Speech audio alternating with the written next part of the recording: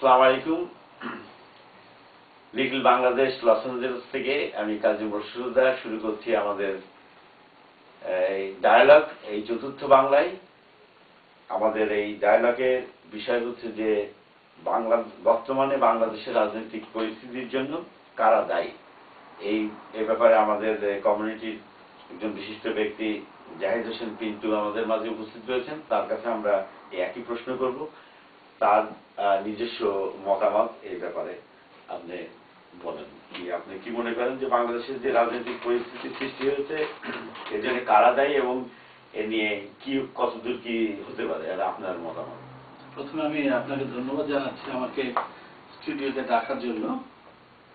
আর এটা খুবই স্পষ্ট যে যুগ যুগ ধরে, শুধু এখন না, সারা জীবনের সারা পৃথিবীর ইতিহাস একই।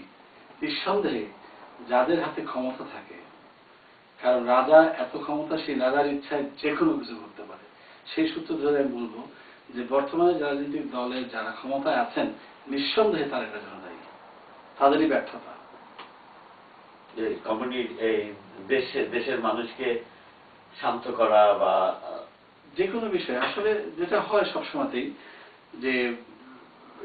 যে যুব সমাজ বা ইয়াং জেনারেশনের কে ব্যবহার করে রাজনীতিবিদরা সবসময় তাদের স্বার্থ, তাদের যে সমস্ত বিষয় তারা চরিতার্থ করতে চান সেটা তাদের মাধ্যমে অর্জন করার চেষ্টা করেন, এবং এটাও তার ব্যতিক্রম নয়।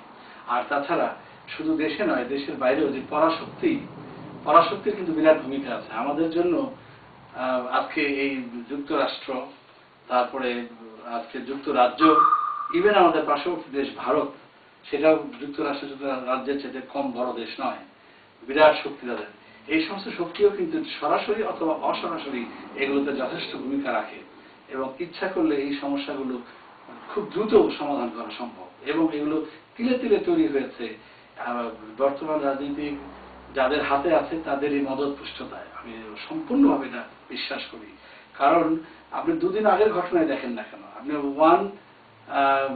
2007 বোধ হয় না, আমাদের যে দেশে অ্যাডভাইজাররা যখন দেশ চালালো 18 মাস, সরকার 2007-এর জানুয়ারিতে আসলো না, আমরা 2008-এর জানুয়ারিতে যখন আসলেন আমার তত্ত্বাবধায়ক সরকার যখন আসলেন এখানে, তখন দেশের মধ্যে এমন কোন নেতা ছিলেন যে ঘরে থাকতে পেরেছে অন্যায় করে? কথায় কথায় প্রধানমন্ত্রী পর্যন্ত, দেশের সবচেয়ে বড় বিরোধী এবং সরকার প্রধান পর্যন্ত জেলে বসবাস করতে হয়েছে। তাহলে রাজার ক্ষমতা কতটুকু আপনি চিন্তা করতে পারেন? 1 সেকেন্ডে সব বন্ধ করে দেওয়া সম্ভব। কিন্তু এটা তামসা দেখতেছি আমরা, পাতানো খেলা। বাংলাদেশে এক ধরনের হরতাল হয়, লাগাতার হরতাল চলছে, এতে ক্ষতি কিন্তু ইকোনমিকের হচ্ছে। কিন্তু সরকার, যে দলের সরকারি ক্ষমতায় থাকেন তখন কিন্তু এটার সমালোচনা করেন, আবার ওনারা যখন থাকেন না ক্ষমতায় তখনও কিন্তু হরতাল দিচ্ছে। এইটা কি ডবল স্ট্যান্ডার্ড না? অফকোর্স, এবং এটা একটা ভয়াবনা। কারণ সোজাসুজি কথা, আমি আজকে পাওয়ারে আছি, আমি সমালোচনা করছি যে এই হচ্ছে সেই হচ্ছে, বিরোধী দল এই করে না সেই করে, কিন্তু বেশি দূরে যেতে হয় না, 5 বছর আগে যান আপনি। স্বাধীনতার পর থেকে এই পর্যন্ত আওয়ামী লীগ বিএনপির হাতেই তো ক্ষমতা ছিল, মাঝখানে শাসন করেছেন কিছুদিন। কিন্তু ঘুরে ফিরে এই দুই দলের নমুনা কি আমাদের অজানা? যারা যারা বাংলাদেশের বর্তমানে প্রধান রাজনৈতিক দল হিসাবে আছে, মনে করেন বিএনপি, তারপর আওয়ামী লীগ, তারপরে মনে করেন জাতীয় পার্টি, এরশাদের দল, সবার চরিত্র এক ঘুরে ফিরে। কয়েকদিন আগে আমি একটা কথা শুনেছিলাম যে বাংলাদেশের একজন বিশিষ্ট সাহিত্যিক এবং বুদ্ধিজীবীর কথা বলছিলেন যে বাংলাদেশের সব রাজনীতিবিদরা চোর বা অসৎ, এটার জন্য নাকি ওনাকে আবার ক্ষমা চাইতে হয়েছে। তা আমি যেটা বলতে চাই, সেই কথাটা পুনরাবৃত্তি করতে চাই যে বাংলাদেশ হইতে পারে, বাংলাদেশের সব রাজনীতিবিদরা চোর এটা আমি বলবো না, কিন্তু অধিকাংশ রাজনীতিবিদরা চোর। এবং একই সাথে এটাও বলতে চাই যে তবে এই কথা বলা উচিত না আমাদের, এই সত্যটা আমাদের বলতে হবে না, এটা হয়তো বুদ্ধিজীবী জানতে হবে বলে। আব্দুল্লাহ সাহেব এই কথাটা বলেছিলেন, বলার পরে ওনার সংসদের থেকে তাকে এই কথাটা উইথড্র করার জন্য বলা হয়েছে। উনি বলছেন যে না, আমি কথাটা উইথড্র করতে পারবো না, এবং জনগণই, সচেতন মানুষই কিন্তু তার পক্ষে যে কথা বলছে যে উনি উইথড্র করবেন না, আমরা ওনার সাথে আছি। শেষে সংসদ এটাকে তুলে দিতে বাধ্য হয়েছে। সেই যেটাই হোক, কথা একটাই যে এটা সত্য যে অধিকাংশ রাজনীতিবিদদের মধ্যেই এই চর্যবৃত্তি রয়েছে, তবে এটা আমাদের বলা উচিত না।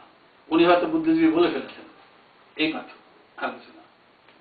আর আপনার বাংলাদেশে যে আপনি জানেন কিনা যে বর্তমানে যে ঘটনা ঘটছে এই যুদ্ধাপরাধীর বিষয়কে কেন্দ্র করে, শাহবাগকে কেন্দ্র করে, এবং এবং এই এখন জামাতে ইসলামের মধ্যে কিন্তু নেই, এখন মুসলমান সাথে নাস্তিক এরকম একটা আস্তিকে চলে গেছে।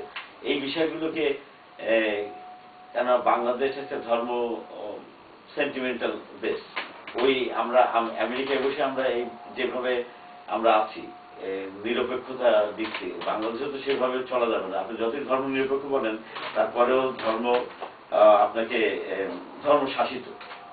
তো এই ক্ষেত্রে আপনার কি মনে করেন যে কিভাবে আমাদেরকে ট্যাকেল করা উচিত? আচ্ছা, আমি খুব ক্ষুদ্র আলোচনায় এত কিছু স্পেসিফিক বলা সম্ভব না, তবে এইটুকু বলতে পারি যে পুরো জিনিসটি তামসা।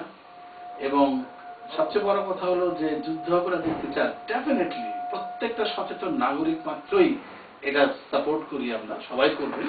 কিন্তু যুদ্ধাপরাধীদের বিচার করা তো আইন আদালতের ব্যাপার। বিচার কথাটা কিন্তু খুবই গম্ভীর এবং খুবই অর্থবহ। বিচার করা, আমরা বিচার চাইতে পারি, কিন্তু বিচারের ফলাফল আমরা দিতে পারি না। কথায় কথায় যে বলে উঠলাম যে সমস্ত যুদ্ধাপরাধীদের ফাঁসি হবে, কিন্তু এই কথার দায়িত্ব তো আমার না। তার মানে কি হলো? তার মানে হলো আমরা আগে থেকে জানি আমরা কি করবো। আমরা বিচার চাই, আমরা বলতে পারতাম যুদ্ধাপরাধীদের বিচার হওয়া উচিত। এরপরে আদালত যা করবেন সাক্ষী প্রমাণ সাপেক্ষে, সেটা লেজিসলেটিভ সিস্টেমের একটা সিস্টেম রয়েছে, সেই সিস্টেম থেকে একটা আউটপুট আসবে। কিন্তু এখানে তো উল্টো হয়ে গেল। এখানে সারা বছর ধরে শুনতেছে এর ফাঁসি, তার ফাঁসি, তাকে মেরে ফেলা হবে। তার মানেটা কি? তার মানে আমার তো মনে হচ্ছে যুদ্ধাপরাধীর ফাঁসি বা যুদ্ধাপরাধী বিচার যারা চাইছেন বা যারা করছেন তাদেরও বিচার পাওয়া উচিত। বিচার, বাংলাদেশের বিচার বিভাগ কিন্তু স্বতন্ত্র করা হচ্ছে এবং তারা ইন্ডিপেন্ডেন্ট, কিন্তু তাদের পেচেক আসে কিন্তু সরকারের কাছ থেকে। সেটা তো বোঝার অপেক্ষা রাখে না। তবে আমি যেটা বিশেষ করে মনে করি এখানে, যে এই পুরো জিনিসটা একটা সেট আপ, এবং এই সেট আপের সঙ্গে বাংলাদেশের এবং পরাশক্তিদের প্রভাব আছে। সেটা খুব দ্রুত বেরিয়ে যাবে। আর এই যে ইয়াং জেনারেশনদের কাজে লাগিয়ে যে কাজগুলি করা হচ্ছে, এটা ঘৃণ্য কর্মক্ষেত্রে বলে আমি মনে করি। যেটা আগেও ঘটেছে, বিভিন্ন সরকার বিভিন্ন সময়ে এই অবুঝ তরুণদেরকে ব্যবহার করেছে, বর্তমান সরকার তার ব্যতিক্রম নয়। আর যুদ্ধাপরাধী, জামাত এবং মুসলমান বা ইসলাম ধর্মাবলম্বী, এই তিনটা কিন্তু তিন অর্থ বহন করে। সে যুদ্ধাপরাধী একটা খ্রিস্টান লোক হইতে পারে, যুদ্ধাপরাধী একজন হিন্দু লোক হতে পারে। আর জামাতের ব্যাপারে যেটা ব্যাপার আছে সেটা অনেক গভীর ব্যাখ্যার দাবি রাখে। জামাতের সব মানুষই খারাপ না, আবার জামাতের বহু লোক যথেষ্ট খারাপ ঘটনা ঘটিয়েছে।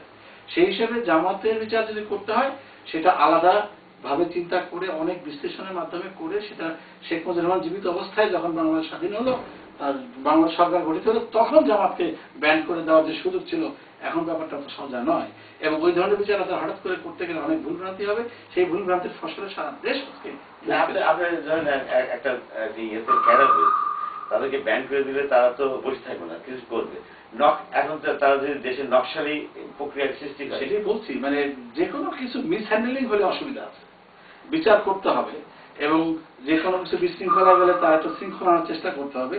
কিন্তু আমি মনে করি বর্তমান সরকার সম্পূর্ণভাবে ব্যর্থ এই বিষয়টা হ্যান্ডেল করার। আপনাকে একটু বিচার বিভাগ নিয়ে একটু আলাপ করে, যে বর্তমানে আমেরিকায় আমরা আছি, আমেরিকান বিচার বিভাগের সাথে বাংলাদেশের বিচার বিভাগের পার্থক্যটা কি আছে? এটা বলা সাংঘাতিকভাবে কঠিন, কারণ এই তুলনায় করার মতো না। এত নিরপেক্ষ এখানে বিচার বিভাগ। এখানে প্রেসিডেন্ট পর্যন্ত আইনের ঊর্ধ্বে নয়। এটা প্রমাণ আমরা অলরেডি জানি। বিল ক্লিন্টনের সময় যেটা ঘটেছিল, তারপরে আপনার বিভিন্ন সময়তে এখানে বিভিন্ন যে এক্সাম্পলগুলি আছে, বিচারের কোর্ট কাছারিতে, আদালতে, এখানে একজন আইনজ্ঞের কি অধিকার, এখানে একজন বিচারকের কি অধিকার, এখানে একজন আদালত বলতে কি বোঝায়। মানুষ, আমার মনে হয় এমন কোনো ব্যক্তি নাই এখানে যে আদালতের কোনো একটা চিঠি বা আদালতের কোনো একটা আদেশকে বিন্দুমাত্র ভ্রুক্ষেপ করতে পারে।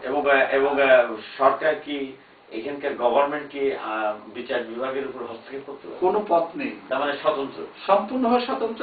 একই সাথে এই কথা আমি বলতে চাই যে এইরকম সাহস কোনো মানুষের, কোনো জনগণের, কোনো সিটিজেনের এই দেশে নাই যে অমুকের বিচার হয় ফাঁসি হয়ে যাবে।